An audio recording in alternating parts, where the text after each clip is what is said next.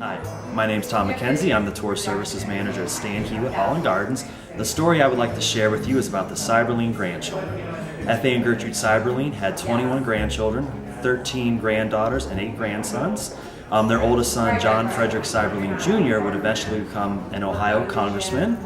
What made the grandchildren so special is that they really loved their grandparents, F.A. and Gertrude. This house really was a home. F.A. and Gertrude would invite the grandchildren back, throughout their childhood into adult life, and the grandchildren had very, very many fond memories of the estate and their grandparents.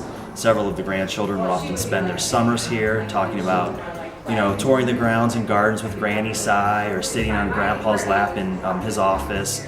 But also the grandchildren, they formed a lifelong bond here on the estate as well, forming those friendships that, led into adulthood.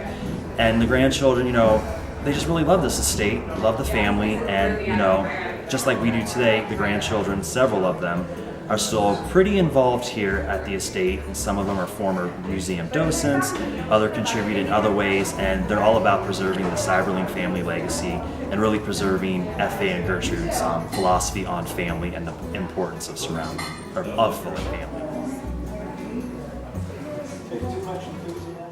My story is from Julie and Anne, 2 of the granddaughters, and they tell me that when we relocated the bench outside the front door and inside the foyer, they remember that when they were children their feet would not touch the floor, so they used to put their heels on the bottom rung, and it is well worn by them, and they were so excited when they saw that bench come back. And they're the ones who tell me that this house has never looked better than it does right now.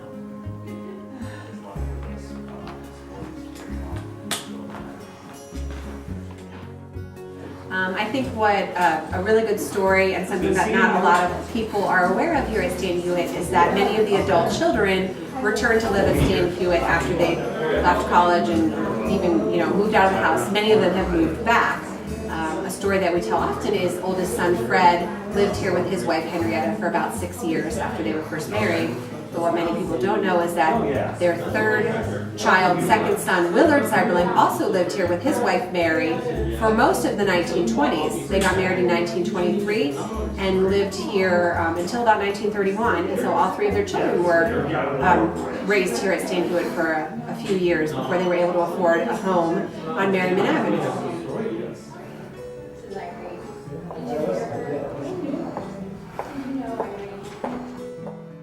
We're in the Seiberling's breakfast room, and this was really the gathering space for the family. They took all their meals when they weren't entertaining in this room, and in the morning the light shines through. It's just the most glorious place to kind of welcome the day. And then of course what was straight through the windows is the breakfast room fountain. And it was broken years ago. It was replaced in 2001 and immediately got broken. And so we have now brought it back, had it restored, and it's in place with reinforcements. So we're hoping that it lasts for years and years, but it is the sort of the crowning piece to this room, and years ago, Gertrude actually painted it. So for most of the staff who've been here in the recent years, we've never seen it. So we're very excited to have it back due to the wonderful generosity of the Lehner Family Foundation.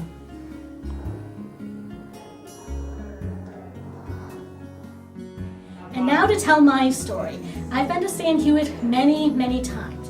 One of my fondest memories, I believe this would have been in 1998, maybe 97, but I'm pretty sure it was 1998.